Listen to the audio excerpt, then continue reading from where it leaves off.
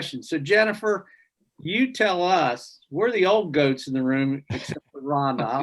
I always give her a pass.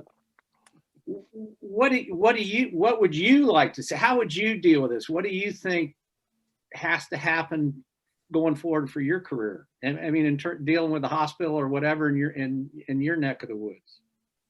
You know, I think for me, my transition out of clinical medicine was the right choice for me at the right time. Okay. But I don't regret anything about my clinical career and pathway. It's being a doctor is part of who I am and will be that way for the rest of my life. But because I care so much about the profession, I care so much about the people in it, about the patients that they serve, that I think that we need to address this at multiple levels. You know, similar to what Randy was saying, we can't just stem the bleeding in one area and then let it exsanguinate from another. I think we need to work on it at the physician level, as we spoke about, teaching coping mechanisms from an early stage, destigmatizing the need for support, wherever that may be and at whatever level that may be.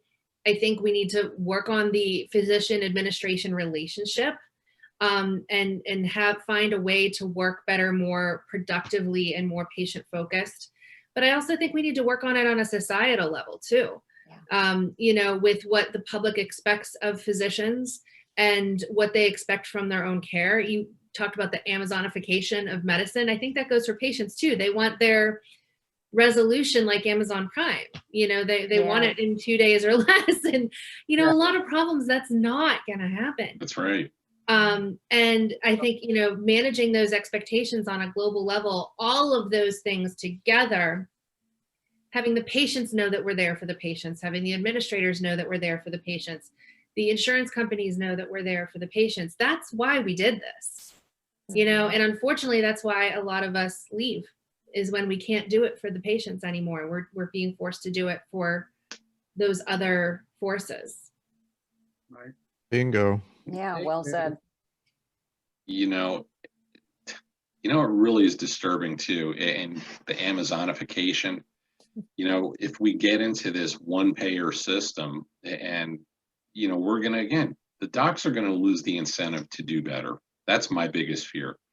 And I visited Cuba a few years ago, and I saw it firsthand. You know, down there, a physician gets paid $40 a month, and that's it. The average, every citizen gets $20 a month, but the Cuban physicians get $40 a month.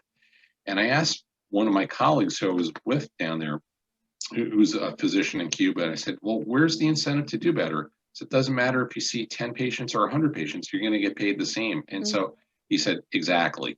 You know, like he got what I was asking him.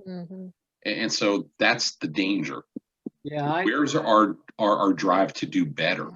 My story for that, and that was the same one you heard me say. I was a medical student in Chicago, and we put the lady up in the stirrups at a family practice to get a pelvic exam at 5:50, and the doctor walks in at 5:01 and says, "Take her down. She comes back tomorrow. See ya." And I went, "What?" Unbelievable. Oh, and now remember, that's 40 years ago. But that was my little insight. I said, "Oh, well, that's what they do in England. I'm not doing that. That's just horrible." Yeah, you can't work by the clock. You know that. We don't work by the clock. It was awful. But that was that little insight to future. You know, I said, well, I don't want to be like that. No, but and it's scary. And great point, Jennifer. You made that. You know, the unrealistic expectations are going to come there. And like you said, people are going to expect that magic wand to be waved and it's all going to be resolved. Like you ordered your package and you expect it in 2 days. It doesn't work that way.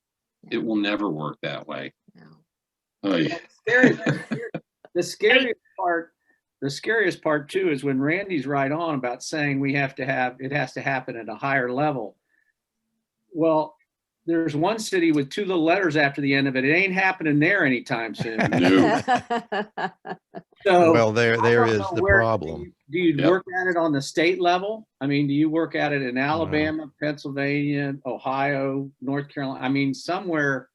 I have some serious worries about that because I think we are where we are because politicians can be bought, and the price of a politician nowadays is way out of the reach of anybody in this discussion. I mean, this 5 people. Oh, We're for not going sure. to have any influence on that. That's a great point.